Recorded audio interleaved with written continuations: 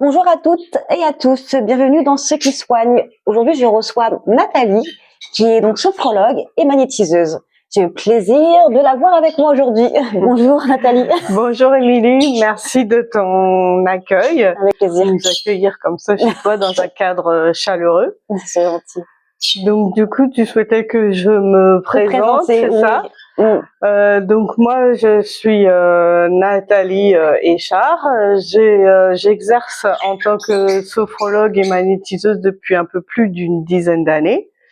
Ce sont des techniques que j'ai éprouvées pour moi et qui me permettent vraiment, pour moi c'est une transmission et c'est un accompagnement, mais d'un chemin que j'ai déjà expérimenté pour moi-même, puisque il s'agit d'une reconversion professionnelle.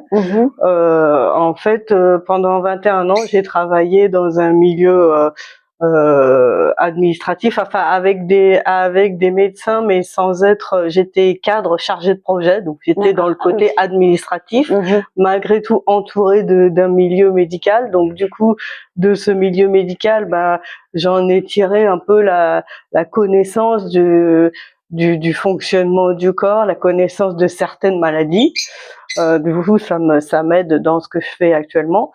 Et puis, à un moment donné, j'ai ressenti, enfin, j'ai vécu un burn-out très profond qui a tout stoppé du jour au lendemain. Tout a été stoppé. Mes capacités cognitives ont été fortement atteintes, puisque, enfin, j'étais capable de lire, mais je comprenais plus ce que je lisais. J'avais perdu les modes opératoires. Enfin, du coup, c'est comme si mon corps fonctionnait, mais c'est comme si j'étais emprisonnée dans mon cerveau qui trouvait plus comment faire les choses, quoi. D'accord. Au sens propre du terme. Et outre bien sûr la médecine, donc c'est la sophrologie qui m'a aidée pied à pied à transmuter ça, à traverser cette période vraiment très difficile pour moi, et à percevoir que d'accord, mon esprit, lui, dans ses cognitions, il était complètement fermé, enfin il s'était verrouillé pour me protéger quand même. Oui. Mais en fait, il y avait une autre partie de moi, c'est-à-dire mon corps respirait, mon cœur battait, et du coup, on est allé dans le corps pour chercher les ressources, laisser vivre, laisser respirer. Et pied à pied, en fait, parce que c'est vraiment un chemin très long et très compliqué.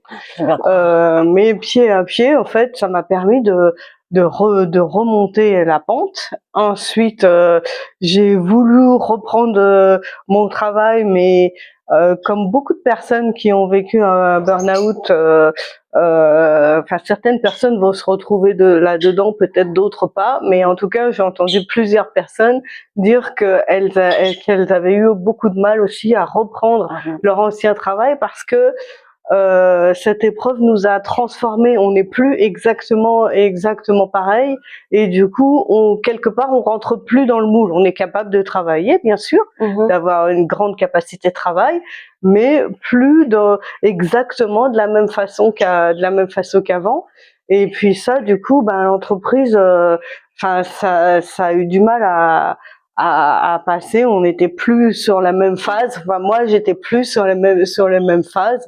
Et du coup, j'ai essayé, et puis ça n'a pas fonctionné. Et donc, à un moment donné, je me suis interrogée de qu'est-ce que je vais faire du reste de ma vie. Et à cette question, je me suis dit, moi, je voudrais transmettre ce qui pour moi m'a aidé à sortir de cette situation, non seulement à la dépasser, mais aussi à la transformer, parce que dans cette situation, je me suis retrouvée moi au cœur de moi-même, au cœur de qui j'étais.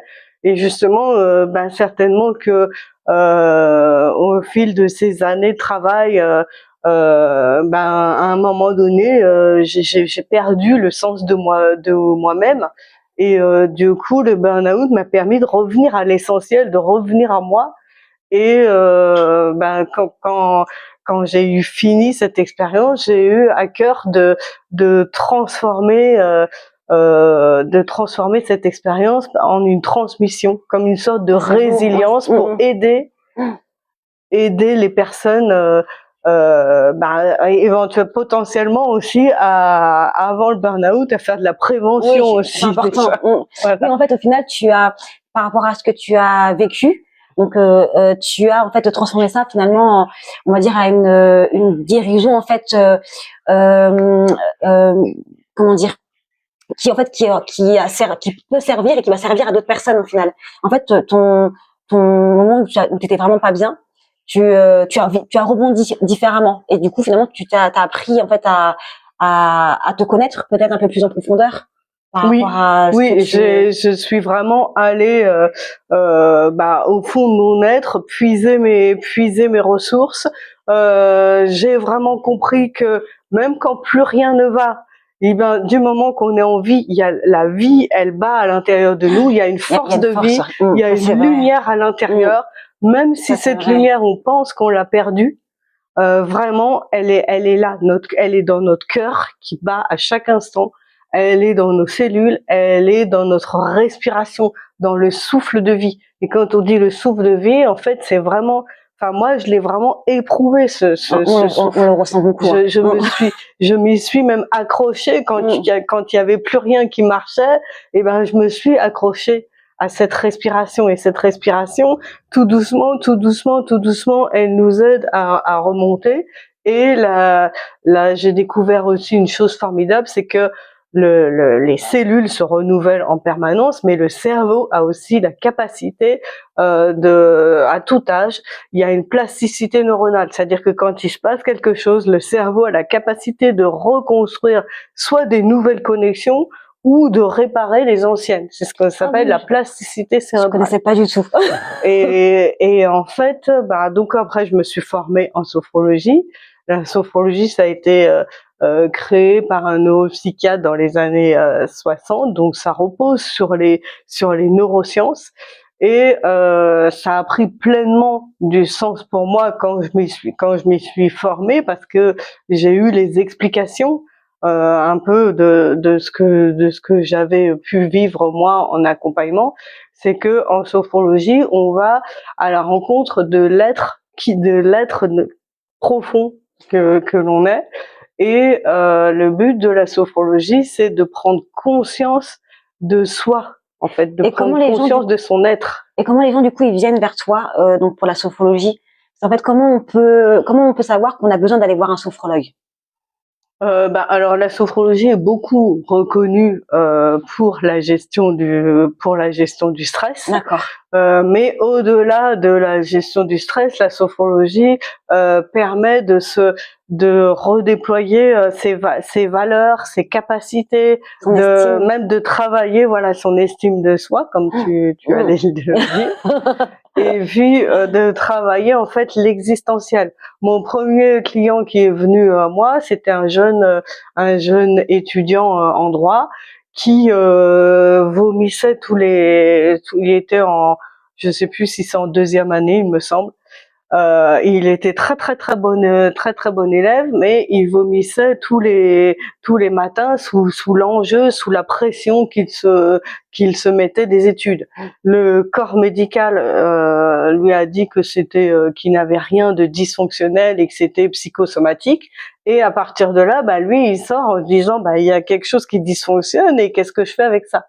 Et en fait, on a travaillé sur sa respiration, on a travaillé sur la conscience de son fonctionnement, c'est-à-dire que la sophrologie, ça se vit, c'est quelque chose à chaque séance, on est invité à vivre son corps, non seulement à le ressentir, mais à l'habiter intensément et à vivre ce qu'il se passe, de manière à retrouver en fait la capacité de pouvoir agir dans son quotidien. C'est-à-dire qu'au lieu de subir une situation, on devient acteur. On apprend à ressentir comment fonctionne notre corps, comment fonctionne notre esprit. Quand est-ce que je suis fatiguée? On apprend à relâcher la pression à la fois physique, mentale aussi. Et du coup, il y a des conditions physiologiques pour apprendre. C'est pas, on peut pas faire rentrer une quantité d'informations énorme comme ça dans le cerveau non-stop. Il y a des conditions. Il faut à un moment donné lâcher. Il faut à un moment donné se poser, apprendre à se poser. Et puis après, on a travaillé aussi sur ces valeurs. C'est-à-dire, je ne suis pas je ne suis pas que lui c'était un jeune homme, je ne suis pas que ce jeune homme là stressé, complètement incapable d'agir. Ça me définit pas. Ça vient à un moment donné, là c'est une facette parce que je traverse quelque chose de difficile, mais en aucun cas ça ne définit qui je suis. Et donc quand on va au-delà et quand on va vraiment puiser et à la rencontre de qui on est à l'intérieur, ça ouvre plein de portes, ça libère énormément, ça ouvre de grandes portes, et puis tout se passe beaucoup dans le corps, parce que nos émotions, nos émotions et même nos pensées, en fait, elles sont d'abord vécues à travers le corps.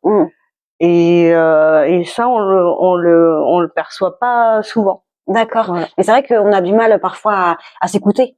On a tendance des fois, comme tu le disais, en fait, à beaucoup réfléchir, beaucoup d'informations, plein de choses. Et en fait, au final, ce qui peut conduire parfois aussi du coup au burn-out, c'est qu'en fait, on a tendance à se remplir tellement la tête de plein de choses qu'on l'évacue pas. Ou alors on va l'évacuer mais partiellement. Et du coup, à un moment donné, le corps, il exprime en fait par du stress, par ça va être un manque de sommeil, ça va être des appétits aussi et du coup en fait toi par rapport à ton travail, en fait tu vas aider ces personnes-là justement à se canaliser au final et en même temps à extérioriser en fait tout ce qu'ils ont pas réussi à évacuer au niveau de déjà il y a ça, mais il y a un point aussi très important. Je vais les aider en fait à retrouver du sens. Parce que ce qui conduit aussi au burn-out, c'est la perte de sens. C'est-à-dire que je suis quelque chose, mais à un moment donné, peut-être que ça me convient plus. Ça a pu me convenir à un certain moment, et là, ça ne me convient plus. C'est-à-dire, je ne retrouve plus. Ça correspond plus à mes valeurs. Je retrouve plus le sens de ce pourquoi je me lève le matin, ce pourquoi je vais travailler, et du coup, c'est en relation avec les valeurs de notre être. Si quand on fait un travail qui est contre nos valeurs, où on nous oblige à faire quelque chose qui correspond pas à nos valeurs profondes, et ça va avoir un impact vraiment sur non seulement sur notre vie, mais aussi sur notre santé au long terme. C'est super ce que tu dis, parce qu'il y a beaucoup de gens, même dans mon entourage, qui font un travail qui ne les anime, c'est pas un travail qui les anime. Et en fait, du coup, on le ressent, on voit en fait, parce que en fait, ils ont tendance du coup à venir plus facilement en râlant au travail, en fait, en se mettant des échecs dans leur parcours en fait professionnel. Et du coup, je trouve c'est important de dire, parce que on a tendance parfois à croire que on sort de l'école, on nous dit tu veux faire quoi comme métier, ok, tu fais un métier. Après, je pense qu'il y a certaines personnes en fait qui ont tendance à vouloir faire ce métier à tout prix. Finalement, en fait, c'est pas forcément ce qui leur correspond vraiment. Et du coup, en fait, il y a un moment de leur vie, ils se noient, parce que ça les anime pas, parce que c'est pas leur valeur. Et c'est ça qui fait que il y a beaucoup de personnes arrivées à un âge où hop, on change de direction. Parce que souvent il y a eu une introspection, ou alors il y a eu vraiment un réveil qui fait que non, moi aujourd'hui je suis pas à ma place, et du coup on change. Mais il y en a il y a des gens que c'est plus compliqué, parce que ils vont rester vraiment formatés depuis l'enfance jusqu'à présent, parce que j'ai eu le bac là-dedans, parce que du coup ils vont rester dedans. Au final c'est triste, parce qu'au final c'est pas leur valeur, ils s'écoutent pas. Oui. C'est pas eux, peut-être. Oui. Alors après, c'est pas forcément changer de travail, c'est pas forcément non plus changer. Ça peut être aussi dans un même travail. Et dans ce travail, je trouve qu'est-ce qui a du sens pour moi. Je trouve comment le faire. Je trouve comment faire habiter ma valeur dans ce travail. D'accord. Même si, parce qu'il y a différentes façons de faire les choses. Il y a Sans pas changer. non plus, il y a pas non plus de sous-travail. Oui. Donc en fait, si on fait le travail en étant aligné à qui on est et en arrivant à mettre nos valeurs en adéquation avec ce travail, même un tout petit peu. Et puis des fois c'est prendre conscience que je peux pas le faire dans le travail, mais c'est pas grave parce que quand je sors, je vais pouvoir mettre pleinement et vivre pleinement la valeur famille avec mes enfants. Donc du coup, c'est ok, c'est dans mon quotidien, il y a une place pour mes valeurs, il y a une place, je sais où je place le travail, je sais où je place les loisirs, ma famille, etc. Et c'est ok, on n'a pas besoin de tout révolutionner De tout changer. et tous de changer de travail et D'accord. tous d'arriver soit jusqu'au burn-out Ouais, ou non. d'arriver à dire ce travail ne me correspond plus, je dois absolument changer. C'est pas forcément changer de travail, ça peut, mais pas Ouais, c'est pas forcément. aussi Tout le radical, monde quoi. n'est pas, voilà, c'est pas obligé d'être aussi radical. Et puis ce qu'il faut, c'est retrouver une façon de se réaligner avec qui on est dans son corps, dans ses émotions, dans son mental et dans ses valeurs. Et du D'accord. coup, la sophrologie permet ça. D'accord. Voilà. Et du coup, donc en fait, donc tu es sophrologue, mais aussi le côté magnétisme. Voilà, Voilà. c'est ça. Et en fait, les deux sont liés. Bah, les deux se complètent parce que le magnétisme, je le tiens du côté d'un grand-père, du côté familial. D'accord. Il a été non exploité pendant de nombreuses années, et en fait, c'est la sophrologie qui a permis de mettre en lumière ce que je ressentais depuis toujours, hein, mais c'est la sophrologie qui m'a permis, en étant plus aligné avec moi-même et avec mon être et avec qui je suis, et ben du coup cette partie-là est ressortie. Et ensuite je me suis formée sur les énergies afin de la transmettre, parce que c'est pareil, je me suis aperçue que la sophrologie, c'est une technique guidée par la voix dans laquelle il y a de la respiration, des points de méditation, et puis surtout la conscience du corps et des mouvements corporels.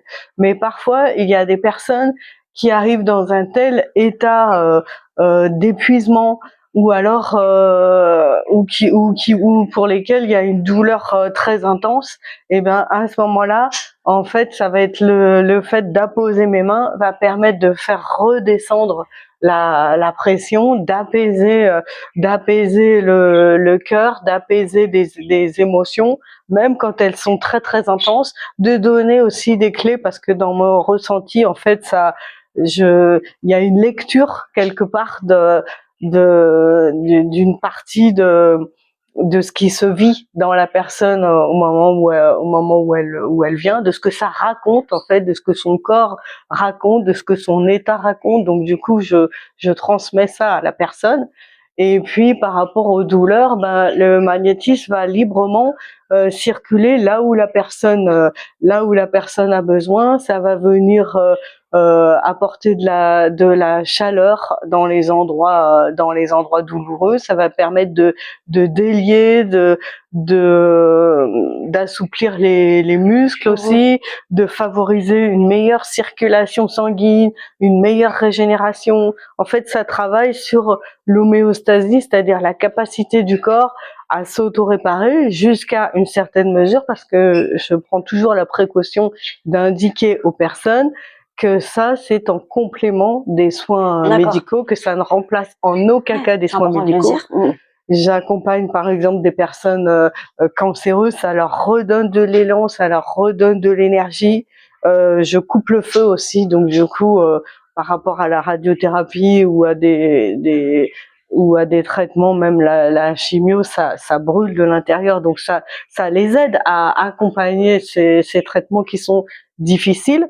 Pour autant, ça ne remplace vraiment aucun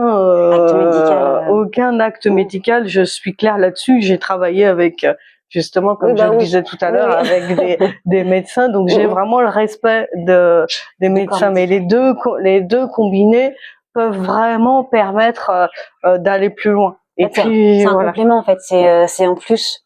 C'est en Oui. plus, ouais. Est-ce que du coup, il y a des personnes qui ils vont venir donc du coup donc pour la sophrologie et du coup pour le côté aussi magnétisme et ça va finalement leur suffire. Tout dépend en fait, de ce que enfin la raison pourquoi ils viennent en fait te voir. Oui. Alors déjà, bon, moi, j'ai des personnes qui sont il y en a qui sont très cartésiens et D'accord. pour lesquels le magnétisme, ça leur fait peur. Ok.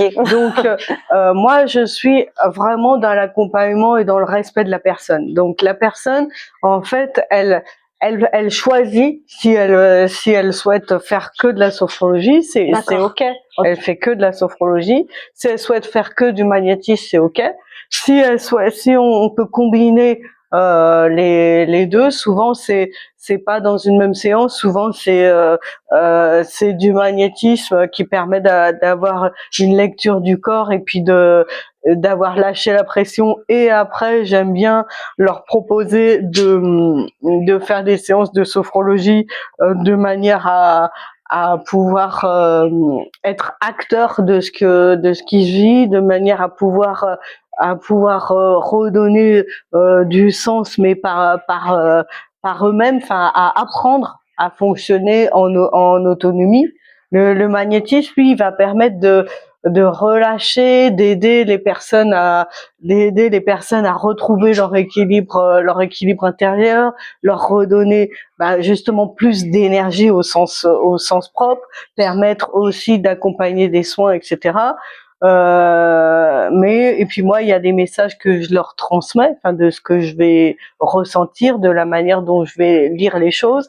Mais après, c'est vrai que j'aime bien, malgré tout, s'ils le souhaitent, leur proposer de la sophrologie parce que ça va leur permettre de s'attribuer eux-mêmes les propres clés et les propres outils de leur mieux-être. D'accord. Voilà.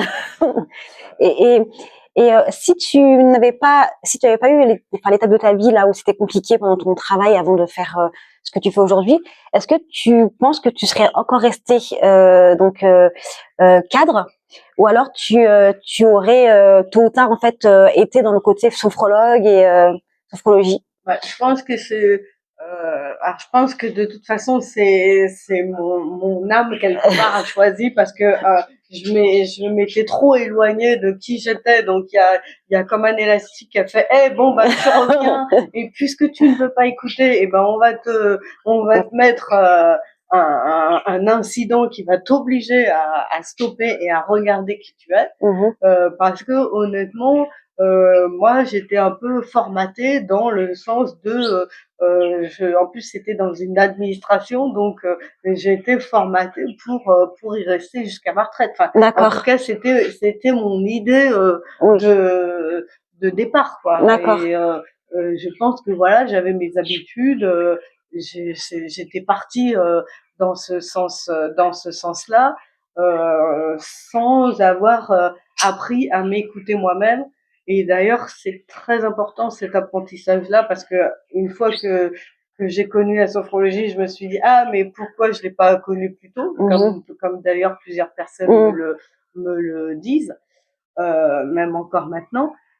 Et du coup, je travaille aussi avec des enfants et j'aime Ça aussi c'est. accompagner les enfants sur justement mieux. C'est même pas comprendre parce que la sophrologie c'est vivre qui on est. C'est pas comprendre qui on est. Il y a rien à comprendre. C'est pas dans le mental que ça se passe. Ça se passe dans l'être. Donc c'est je ressens qui je suis. C'est pas je comprends qui je suis, c'est je ressens qui je suis. Et enfin, j'avais eu accompagné une petite fille parce que j'accompagne les enfants à partir de 4-5 ans, enfin bon, plus 5 que 4, enfin 4 ans et demi quoi. Et donc j'avais une petite fille qui avait 6 ans et qui était hypersensible, mais en fait elle ne le savait pas. Enfin, même les parents ne se définissaient pas comme hypersensible. Et donc elle est venue me voir parce que parce qu'elle vivait trop. Les hypersensibles, en fait, ils vivent toutes les Oui, sensations, oui, je mais connais. multipliées Ouais, par ouais. multipliées. C'est horrible. Leurs sens sont extrêmement ouverts Mm, mm, et du coup, leur cerveau capte tout avec beaucoup plus d'intensité. Donc mm. ça peut être très difficile à vivre Ouais. pour eux. Pour autant, c'est quand même un atout parce que ça leur permet d'être en connexion profonde avec le monde qui les entoure. Et Mm, ils ont une sensibilité qui est très riche. mm. Mais en fait, il faut apprendre justement apprendre à fonctionner Ok. avec qui on est et du coup avec l'hypersensibilité. Mm. Et du coup, cette petite fille, elle avait beaucoup de difficultés à l'école dans ses relations avec les autres parce qu'elle ressentait intensément la tristesse. Si quelqu'un était triste dans la cour, elle le ressentait Mm, mm. intensément. Même la joie, sa maman, elle disait, elle ne pouvait pas regarder le film, c'est vice versa, je crois, Ah oui, oui. le film sur les émotions. Oui. Elle ne pouvait pas regarder ce film-là tellement elle était bouleversée Mm, par mm. chaque émotion. Elle la traversait, mais de façon très très très très intense. Du coup, on a travaillé sur les émotions et quand je disais que tout part du corps, c'est vraiment tout part du corps parce que en fait, j'avais fait des cercles par terre dans lesquels il y avait un cercle qui représentait la neutralité, enfin la maison, le côté je suis bien et j'ai pas les émotions sont neutres. En tout cas, c'est pas exacerbé, c'est plutôt calme en fait. Un espace calme, un espace cocon qui représentait un peu voilà la maison, la sécurité. Et puis un autre cercle. Alors j'avais choisi évidemment pas une émotion. Enfin, j'avais choisi une émotion a priori positive comme la joie en fait. J'avais pas Mhm. choisi la tristesse ou la peur. Et du coup, après avoir expérimenté son cocooning de maison, elle, je l'ai invitée à se placer dans le cercle de la joie, donc à se placer physiquement dans le cercle de la joie et à éprouver dans mon corps, qu'est-ce que ça fait dans mon corps, où est-ce que ça vibre, où est-ce que ça fait une sensation dans mon corps quand je suis joyeuse. Donc en général, il y a le cœur qui bat plus fort. Enfin voilà, il y a des sensations physiques à la joie qui sont pas les mêmes que les sensations physiques à la peur, qui sont pas les mêmes que les sensations physiques à la colère, par exemple. Et donc elle, je la fais mettre dans le cercle. Et là, elle ressort à ma grande surprise. Elle ressort immédiatement du cercle en disant que c'était insupportable pour elle, alors que, enfin, j'avais pas mis une joie fulgurante, Oui. j'avais mis la joie, enfin, Mm, c'est tout. Et donc je lui, bon, du coup, d'où l'intérêt du cercle de maison, là. mm, mm, Bon, on revient dans la zone de sécurité dans la maison. mm, mm. Et puis là, je lui demande d'échanger sur qu'est-ce qu'elle a ressenti dans la joie, pourquoi elle a vraiment fait un saut en arrière avec un grand cri, c'était insupportable. Et et elle me dit non non non, je peux pas. Enfin, elle était presque pas en panique, mais vraiment en difficulté. Et là, et donc je lui dis bon bah d'accord, mais alors qu'est-ce qu'il faudrait pour que la joie, pour que ça soit mieux pour toi cette joie? Et donc elle me dit, ah pour moi il faudrait plus de douceur. Alors je lui dis ah mais oui bah c'est vrai j'avais pas pensé à ça que oui la joie si elle est trop forte Faut effectivement adoucir un peu.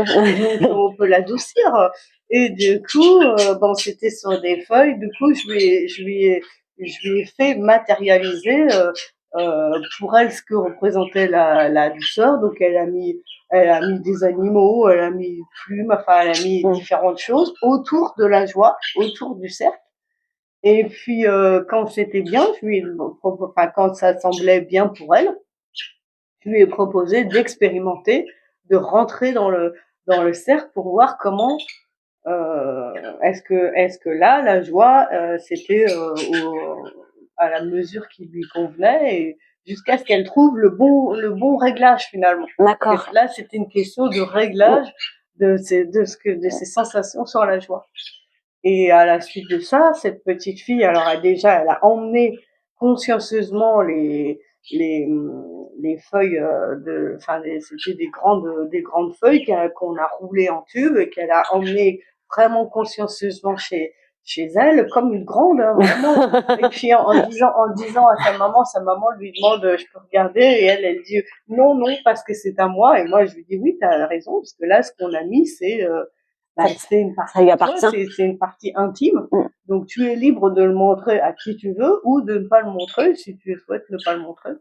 Et ensuite elle est revenue et les fois d'après, bah, d'elle-même, elle avait fait ses autres cercles avec d'autres émotions et ça lui a permis, bah, comme ça, de mieux réguler son système émotionnel en passant par les perceptions du corps et puis en passant aussi par je ne m'identifie pas. Enfin, c'est-à-dire, je ne suis même pas la joie. Même la joie, si c'est positif, c'est toujours pas moi. La joie, c'est Oui. un sentiment qui me traverse à un moment donné, qui peut être intense, moyen, parce que dans la joie, il y a le contentement. Enfin, ça commence par une appréciation qui peut être très basse jusqu'à une joie extrême. Et du coup, elle avait pu expérimenter ça. Et puis, moi, j'ai pu indiquer aussi à la maman que je pensais qu'il y avait quelque chose au regard de l'hypersensibilité. Et je lui ai donné. Il y a un illustrateur qui s'appelle Pierrick qui est sur Facebook, qui fait des bandes dessinées pour expliquer aux enfants, aux ados et aux personnes adultes même ce qu'est Ah, ça l'hypersensibilité m'intéresse, ouais. et comment ça fonctionne. Et est-ce que du coup l'hypersensibilité peut venir plus tard à l'âge adulte, ou alors on peut en prendre conscience plus tard à l'âge adulte? Oui, on peut en prendre Oui, plus tard, on peut en prendre conscience bien plus tard. d'accord. Après, bon, moi, je donne des pistes, c'est-à-dire, en fait, c'est pareil, je ne diagnostique pas, je Oui, non, n'indique tu pas, poses pas elle est de... Oui, ça, mais j'ai dit, voilà, il y a des signes oui, qui ressemblent à ça, ok, et d'accord. puis je lui ai On sait bien de le préciser. la bande dessinée, je lui ai prêté la bande dessinée pour voir avec la maman et l'enfant si ça leur parlait, est-ce que, voilà, Et après, du c'est coup, des pistes, parce que, après, du coup, les parents, du coup, peuvent aller, du coup, voir un psychologue, dans ces voilà, cas-là, faire un... après, ce n'est pas, moi, je suis pas ni médecin, Non, ni psychologue, donc, chacun, non, finalement, toi, t'as quand même, en fait, oui, j'ouvre des t'ouvres, portes. ouais, t'ouvres des portes, en fait, et je trouve ça vraiment, par rapport à ton parcours, parce que bah, on a eu quand même la chance en fait de se parler quand même avant au téléphone, et je sais par où t'as pu traverser aussi. Et en fait, quand je t'écoute parler depuis tout à l'heure, en fait, on sent vraiment une force que tu as, et aussi le côté résilient que tu as et que tu exprimes en fait justement par tes métiers, par ton métier. Et, finalement, ça t'a beaucoup changé. Ça t'a beaucoup changé dans ta façon de voir les autres et de te voir toi aussi dans ce que tu as pu traverser. Oui, oui, oui, oui, très certainement. Bah, enfin, déjà, moi, quand les autres viennent, en fait, je vois toujours le bon côté. Enfin, c'est-à-dire que pour moi, je ne les vois pas anxieux Oui, ou d'accord. dépressifs ou quoi. Je vois, d'accord, il y a cette difficulté, mais je vous propose d'aller au-delà. Et du coup, ça, comme je l'ai éprouvé moi-même, je connais le chemin.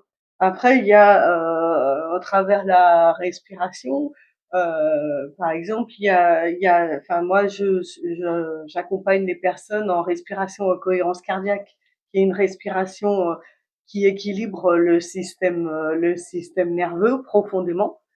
Et donc ça, je m'en sers énormément parce que la respiration, comme je disais tout à l'heure, c'est le souffle de vie qui nous traverse. Et par exemple, il y a une famille, parce que j'ai beaucoup de personnes qui viennent d'abord pour une personne et puis après, ils m'amènent leur mari, leurs enfants. J'ai eu même toute une famille où j'ai eu 9 personnes de la même famille, entre la dame qui m'a amené ses 2 enfants, qui m'a amené ensuite sa sœur, qui elle-même m'a amené ses 2 enfants, et après j'ai vu la maman Ah, donc toute de une cette dame, génération. toute une génération. Et donc, la maman de cette dame, c'était une dame très très âgée, du coup, qui avait 92 ans et qui avait une fracture du col du fémur, et elle était hospitalisée en soins de réadaptation. Enfin, c'était voilà, c'était son intervention était passée, et maintenant elle était dans l'apprentissage à se remettre à marcher. Et en fait, elle était très, enfin, cette dame, elle avait perdu espoir, c'est-à-dire que elle ne voulait plus participer aux soins. Enfin, le kiné bougeait sa jambe mécaniquement, mais la dame, elle participait plus, elle voulait à peine manger, et du coup, sa famille s'inquiétait. Et comme j'avais accompagné plusieurs autres membres de cette même famille, donc la fille adulte, en fait, me demande si je peux intervenir, donc en maison repos, dans sa chambre là où elle était. Donc du coup, moi, je me déplace aussi auprès des personnes quand il y a besoin. Et je suis déplacée ce jour-là, accompagnée du coup de la fille qui est, enfin, déjà adulte, hein. Et quand je suis arrivée dans la chambre, la dame, elle était allongée dans son lit, avec le teint un peu gris, et il y avait juste le mouvement du drap là qui faisait un tout petit mouvement, mais sinon, elle ne bougeait pas, et même au début, elle me regardait pas. Moi, je m'assure toujours d'avoir l'accord des personnes. Enfin, c'est-à-dire quand quelqu'un me demande, que ce soit pour un enfant, ou là, en l'occurrence, c'était pour sa maman, mais même pour les enfants, je demande aux personnes de demander à l'enfant, ou là, c'était à la maman, de savoir s'ils sont d'accord pour que j'intervienne. Je n'interviens pas à la demande de quelqu'un. Juste, il faut quand même qu'il y ait l'accord de la Quel personne. consentement de la personne. Donc là, il y avait consentement de la dame. Alors je dis que même si on ne connaît pas, ben en fait, on peut juste demander par curiosité. Enfin, le consentement, ça peut être, je vais voir, peut-être. Bah oui, je sais pas ce que c'est, mais j'accepte de découvrir. En fait, c'est pas un engagement absolu, mais c'est j'accepte que la personne vienne pour voir ce que c'est. Et elle avait donné son consentement, mais moi, quand j'arrive dans la chambre, en fait, je lui dis bonjour, elle me répond à peine, elle ne me regarde pas, et puis là, la fille en question me dit bon ben je vous laisse, je reviens tout à l'heure. Mais donc moi je me dis d'accord, là je me trouve un peu bon, qu'est-ce que je vais faire, parce que là la dame a été vraiment très faible, alitée, avec la couverture jusqu'à là, et elle bougeait à peine, etc. Et du coup, ben, je me suis servi de moi, mon expérience, dans le burn-out, quand il n'y a plus rien qui va, qu'est-ce qui reste, qu'est-ce qui est là? C'est vraiment la respiration et aussi le cœur. Et du coup, malgré qu'elle ne me regarde pas, parce qu'elle avait vraiment la tête tournée à l'opposé, enfin, quand même, je lui demande malgré tout si elle est toujours d'accord que je sois là, parce que après tout, c'est pas moi qui m'impose. Elle murmure un oui très faible, enfin que oui, je peux rester, enfin parce que je lui dis la séance en aucun cas n'est obligatoire, enfin même si je suis venue, si vous souhaitez que je ne reste pas, je peux ne pas rester. Elle me dit qu'elle souhaite que je reste, malgré tout, avec une voix très faible. Enfin, vraiment, j'avais beaucoup de mal même à l'entendre. Et donc là, je pars je le guide sur la respiration, et la respiration cardiaque, c'est-à-dire mettre en cohésion la respiration avec le rythme cardiaque. C'est ça la respiration en cohérence cardiaque. Ça met en corrélation les deux, le rythme du cœur avec le rythme du mouvement des poumons. D'accord. Et c'est ça qui crée une suspension, et qui crée et qui crée un rééquilibrage de notre système nerveux autonome. Le système nerveux autonome, c'est celui qui régit toutes les fonctions biochimiques de notre corps, enfin, qui régit les hormones, les battements du cœur, mais aussi tout le système digestif, à tous les organes internes sur lesquels on n'a pas accès par la volonté. Eh ben, il faudra que j'aille te voir. Et du coup, je la guide en lui demandant de respirer dans son, enfin, voilà, d'abord de respirer, puis après de respirer sur son cœur, de mettre une main sur son cœur. Et puis là, déjà, je vois, parce que rien que dans la respiration, je vois que ses joues, elles commencent à se colorer un peu, parce que déjà, rien que quand on s'oxygène, et ben, c'est mécanique, enfin, et son visage était plus aéré, plus vivant, en fait. Parce que la respiration est profonde, lente, et du coup, ça provoque une meilleure oxygénation des tissus. Donc, ça se voit déjà sur son visage. Et puis, donc ça, c'est 5 minutes. Et une fois qu'on a fini ça, elle se, elle se tourne vers moi et elle ouvre ses grands yeux. Je me rappelle encore, elle avait des yeux magnifiques, bleus, profonds. Elle ouvre ses grands yeux et puis elle me dit: ah, c'est la première fois que je sens mon cœur battre. Ah, c'est beau. Avec plein d'émotions. Ah, c'est beau. Elle avait 92 ans et elle arrive à 92 ans à me dire que c'est la première fois que je sens mon cœur battre. C'est sûr. Je suis sensible, moi, comme personne. C'était très émouvant. Et puis là, elle commence à avoir un sourire. Alors là, elle se redresse d'elle-même. Enfin, elle se redresse un peu sur ses coussins. Et puis elle commence à me demander, alors vous, qu'est-ce que vous faites dans la vie? Enfin, elle commence à dialoguer. Et à partir de là, quand donc je suis redescendue, enfin, sa fille m'attendait à l'accueil. Je lui ai rien dit. Je lui ai dit, bah, voyez par vous-même. Et quand je les ai laissés, enfin, elle a redécouvert sa maman, qui s'est remise à manger, qui s'est remise dans le mouvement de vie, quoi. Et après, je l'ai accompagnée jusqu'à son retour chez elle. Et j'ai même été, enfin, au-delà, c'est un peu émouvant aussi, parce que j'accompagne aussi les personnes. Alors là, c'est par le magnétisme.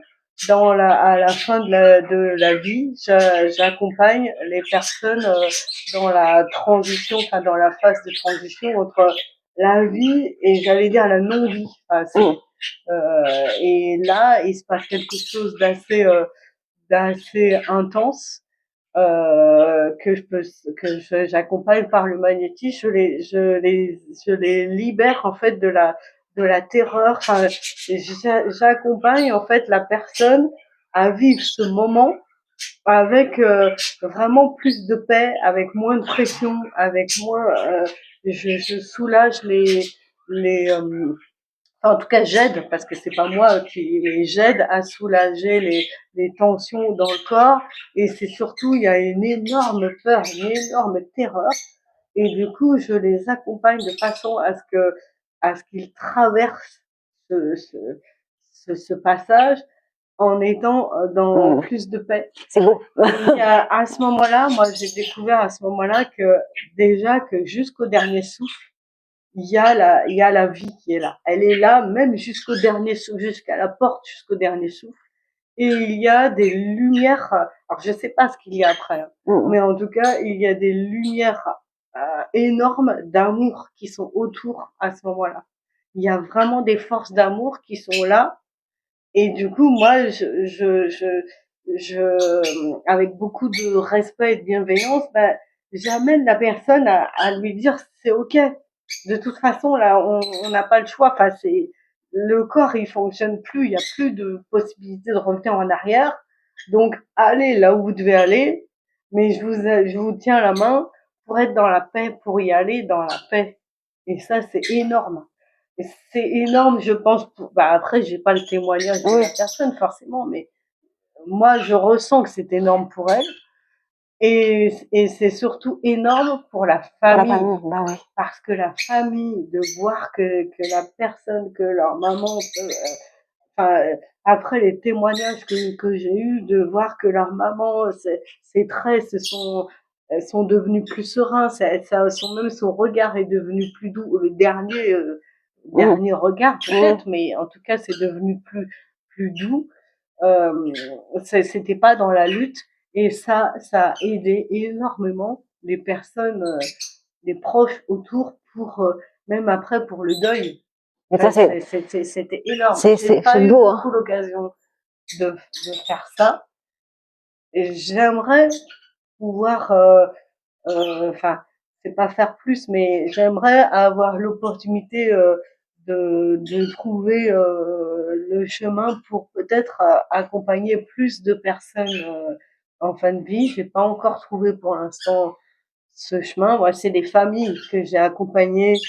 Et puis, ben, il se trouve que, parce que cette dame, je l'ai accompagnée plusieurs années, elle n'est pas décédée tout de suite après cet épisode que j'ai raconté précédemment, mais comme je l'ai accompagnée pendant plusieurs années, ben, à un moment donné, est arrivée, voilà, la porte de ce passage, et la famille qui me faisait confiance m'a demandé d'intervenir à ce moment-là. Donc, du coup, c'est à cette demande-là que j'ai pu faire cet accompagnement. Je l'ai fait dans d'autres cas, pas très fréquents, mais à chaque fois que je l'ai fait, j'ai perçu la, tellement l'importance. Puis c'est un sujet qui est quand même un peu tabou, mais c'est tellement important de partir en paix, de partir en, en libérant déjà parce qu'il y a une terreur, il y a une terreur quand même. Je le vois, hein, parfois. Du coup, quand on peut aider la personne déjà à lui dire, je porte la terreur avec toi, ne t'inquiète pas, je porte la terreur avec toi, je ne sais pas ce qu'il y a derrière, mais on y va ensemble, bah, ça change quand même beaucoup de choses. Et j'ai vu il y a des lumières d'amour qui sont là. Et ça, c'est grâce à toi. Et ce qui est beau dans ce que tu dis, c'est que on apprend à travers tes mots qu'on prend soin d'une personne du début jusqu'à la fin de sa vie. Et je trouve ça vraiment beau de pouvoir réussir à accompagner une personne au moment où c'est la fin, parce que c'est vrai, comme tu dis, il y a des gens qui, on a tous, hein, on a beau dire que oui, on a conscience qu'on va partir un jour, mais la traversée peut être aussi douloureuse, pas autant que dans la douleur physique, mais aussi la conscience en fait. Et je trouve ça vraiment extraordinaire que tu arrives à pour moi c'est un don, hein, pour moi c'est un don vraiment, oui, pour moi c'est un don, d'arriver en fait à accompagner ces personnes dans la fin de leur parcours, et et en plus de vouloir continuer à transmettre, et enfin voilà, moi t'as vraiment oui, t'as vraiment une approche très intéressante et particulière avec l'humain dans le soin. Et je trouve ça vraiment formidable, parce on apprend, et moi j'ai appris beaucoup de choses avec toi, le fait que autant tu peux accompagner des jeunes enfants, autant tu peux accompagner aussi des personnes de 92 ans. On se dit parfois, bon, ils ont un âge, mais pourquoi en fait finalement les rendre un peu plus sereins? Mais en fait là maintenant je comprends très bien en fait pourquoi. Et je trouve ça vraiment formidable, et je pense que les gens peuvent être reconnaissants en fait de t'avoir dans leur vie pour les accompagner, parce que c'est vraiment beau, c'est beau ce que tu transmets, et ça donne moins peur. Moi, pour le coup, tu vois, je connaissais pas la sophrologie, je connaissais le nom, je connaissais pas la phrologie, je connaissais pas non plus vraiment le magnétisme. J'en ai parlé un petit peu avec d'autres personnes, mais en fait, le fait de comment tu mets ça sur, comment tu décris en fait tout ça, et ben, j'ai l'impression en fait que en fait, on a tellement de façons de guérir, mais et du coup, ça fait moins peur d'aller voir quelqu'un après. Parce que même si on a des problèmes ou des difficultés à exprimer notre mal-être, on sait que on peut passer voir Nathalie avant d'aller voir quelqu'un de plus un spécialiste vraiment attitré pour ce genre de problème. Mais c'est vrai que rien que passer par toi, par la sophrologie, par le magnétisme, et ça peut soulager beaucoup en fait. Et je trouve ça vraiment fabuleux ton parcours. Et tu es très courageuse par rapport à ce que tu as vécu avant, et là où tu en es aujourd'hui. Et j'ai une question à te poser, que je pose à tout le monde. C'est donc, si tu devais parler à la Nathalie petite, que lui dirais-tu aujourd'hui?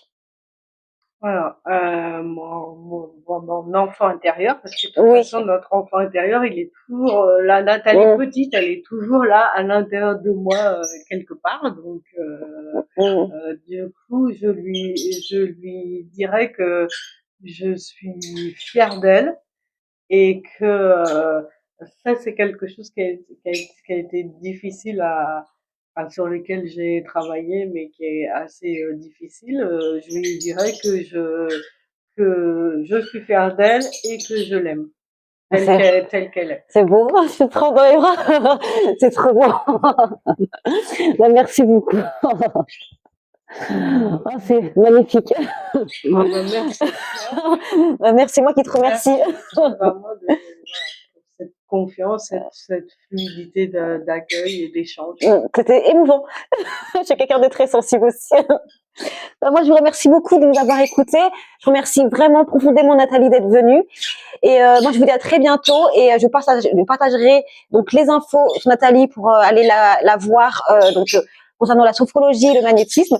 Donc, elle est située à Misillac. Mais vous aurez tout ça dans la description. Et je vous dis, prenez soin de vous et à très bientôt. Prenez soin de vous.